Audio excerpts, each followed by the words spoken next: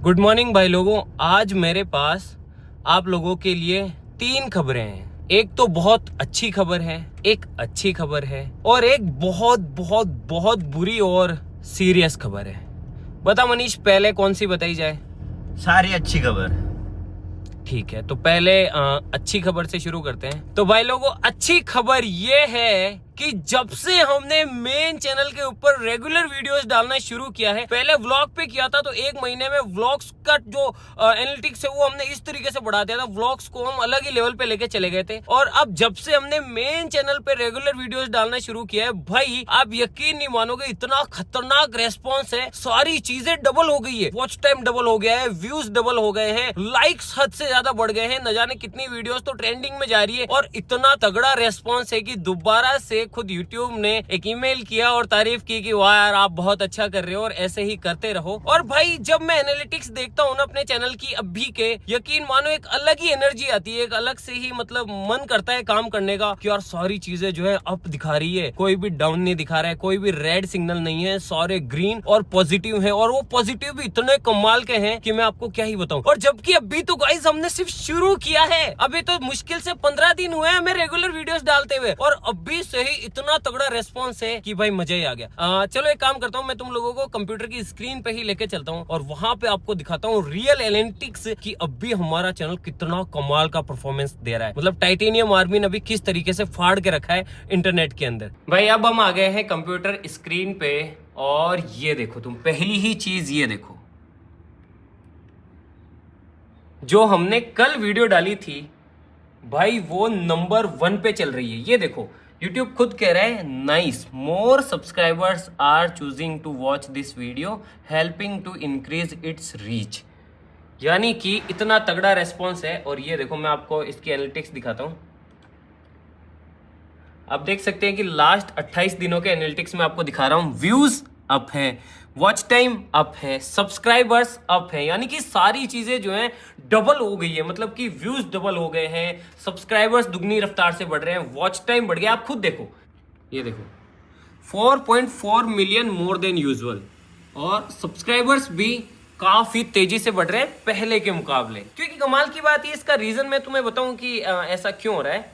क्योंकि अब हमारी सारी ऑडियंस खुश है, क्योंकि सबको सब कुछ मिल रहा है। देखो मैं तुम्हें बताता हूँ, जिन लोगों को बड़े एक्सपेरिमेंट्स पसंद है, जिन लोगों को तगड़ी तगड़ी वीडियोस देखना पसंद है, उनको वैसी मिल रही है। जैसे ये देखो, इसमें अलादीन का फ्लाइंग कारपेट बनाया था, जो कि मतलब थोड़ा वैसे प्रोजेक्ट्स पसंद करते हैं उनके लिए। हवाई जहाज का इंजन खरीद लिया, उसके साथ में एक्सपेरिमेंट्स किया, तो उन लोगों के लिए वैसी वीडियोस हो गई। इस वीडियो में हमने कैंपिंग की थी, तो जिन लोगों को जो रोजमर्रा की लाइफ में जो बड़े लोग हैं, जो बड़े उम्र में जो फैमिलीज वगैरह देखती है, वो आराम से बैठ के हमारी कैंपिंग की वीडियो एंजॉय कर रहे थे। जो हमारे स्टूडेंट्स हैं या फिर जो थोड़े से मतलब हमारे से छोटे भाई हैं, उनके लिए मिस्ट्री बॉक्स अनबॉक्स किया था, तो उन्हें वो मिल गई। नर्फ गन की वीडियो बना दी थी। और जो हमारे और भी तगड़े सब्सक्राइबर्स हैं, उनके लिए समुद्री डाकों की बोट बना दी थी। एडवेंचर हो गया। साथ साथ जिन लोगों को हमारी दिनचर्या के अंदर दिलचस्पी, उनके लिए व्लॉग्स हो गए। तो कुल मिला के सभी लोगों को हम वो सारा कंटेंट दे पा रहे हैं जो कि लोग हमसे एक्सपेक्ट करते हैं। बस यही कारण है कि हमारा जो चैनल है वो अभी इतनी रफ्तार से ग्रो कर रहा है। जबकि भाई हमें तो अभी सिर्फ 15 दिन हुए रेगुलर वीडियोस डालते हुए।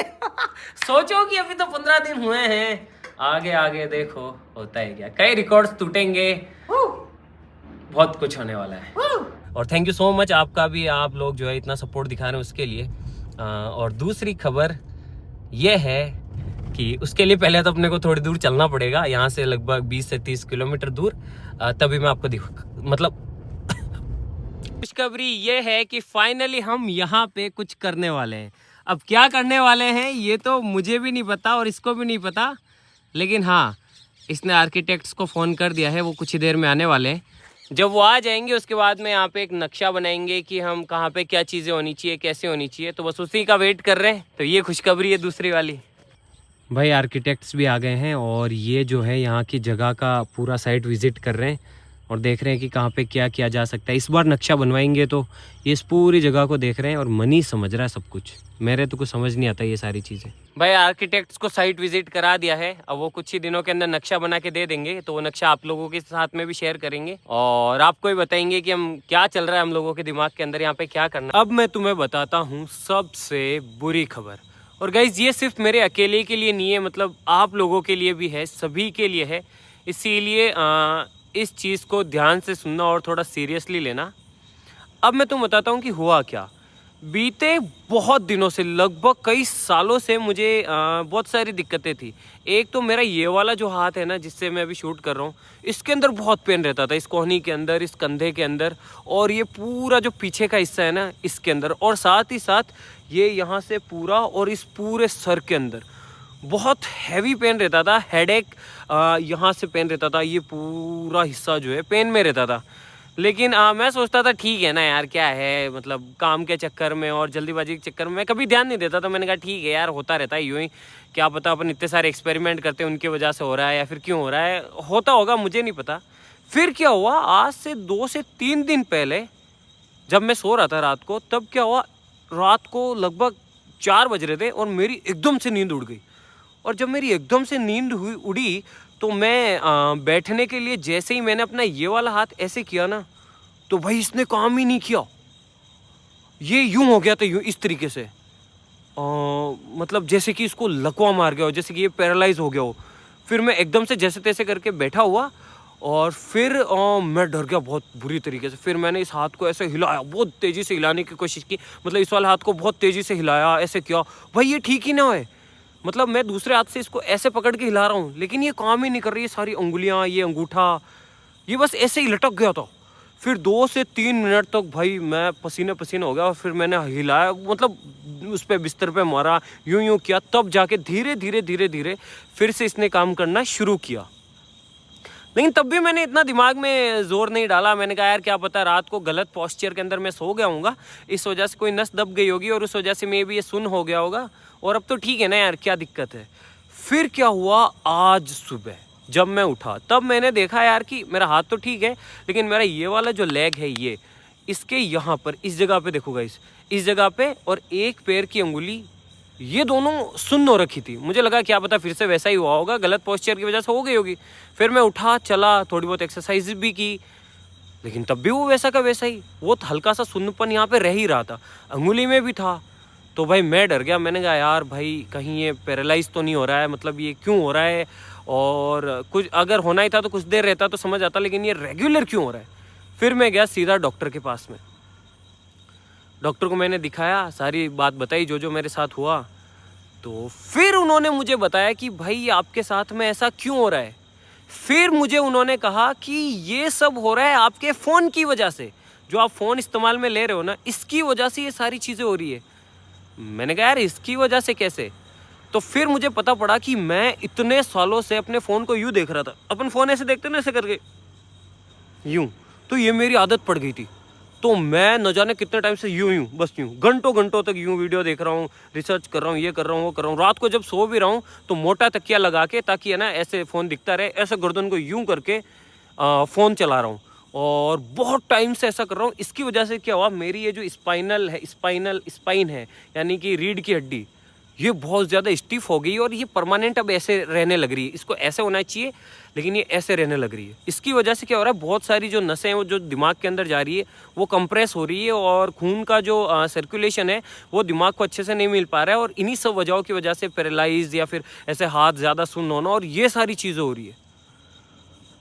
तब मुझे समझ में आया कि यार हाँ बात तो सही है, मैं इतने सालों से फ़ोन चला रहा हूँ यूं रख के। सुनने में तो बड़ी नॉर्मल सी बात है, लेकिन सोचो ना यार कि मैं अकेला नहीं हूँ जो ऐसा कर रहा हूँ। हम सब, तुम, मैं, हमारे परिवार के लोग, सारे लोग अभी ये हैबिट अपना चुके हैं कि वो यूं दिन भर बस यूं रहते हैं यूं। इसी वजह से मुझे ये जो पट्टा है ये दिया गया है कि आप इसे कुछ टाइम तक लगा के रखिए, ताकि आपकी जो गर्दन है वो ऐसे ना रहे और इस शेप में रहे जिस शेप में इसे होना चाहिए, ताकि जो नसें हैं उनका सर्कुलेशन ठीक हो और वो अच्छे से काम करे, ताकि ऐसी चीज़ें आपके साथ में ना हो। खैर ये पट्टा तो मैंने अभी लगा रखा है, मैं ज़्यादा नहीं लगाऊंगा इसको, तो मैं कल उतार दूंगा। लेकिन मुझे करना क्या है, मुझे ये करना है कि मुझे अपना पोस्चर ठीक करना है। अगर मैं फ़ोन चला रहा हूँ तो मैं या तो ऐसे चलाऊँ, अगर मैं सो रहा हूँ तो भी फ़ोन मेरी आँखों की सीध में रहे, ना कि ऐसे।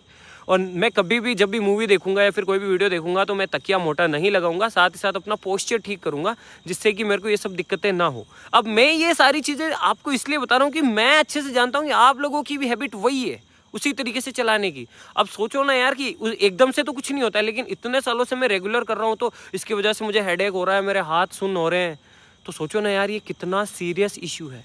तो मैं आपसे भी यही कहना चाहूँगा कि जब भी आप फ़ोन चलाएं या फिर कुछ भी करें तो ये हमेशा याद रखें कि एक पोस्चर के अंदर ज़्यादा देर तक ना बैठें और कभी भी ज़्यादा देर तक ऐसे ना चलाएं। अगर पॉसिबल हो तो फ़ोन को हमेशा अपनी आंखों के सामने रखें। और साथ ही साथ जब भी आप अपना फ़ोन चला चुके हो, मूवी देख चुके हो, तो उसके बाद में कुछ एक्सरसाइजेज हमेशा करें, नेक की स्ट्रेचिंग वगैरह। क्योंकि भाई मुझे पता है जो पेन होता है ना, और जब आपके साथ में ऐसी फीलिंग्स आती है कि आपका हाथ सुन्न हो रहा है, तो वो बहुत गंदी है। तो भाई बस यही था। अगर आपके परिवार में कोई भी है, छोटे बच्चे हैं या फिर कोई बड़े हैं, कोई स्टूडेंट है, सभी को मेरा एग्जांपल लेके भले ही समझाइए, लेकिन ये ज़रूर समझाइए कि आप ज़्यादा देर तक फ़ोन को इस तरीके से ना देखें। ये बहुत ज़्यादा डेंजरस हो सकता है। जय हिंद।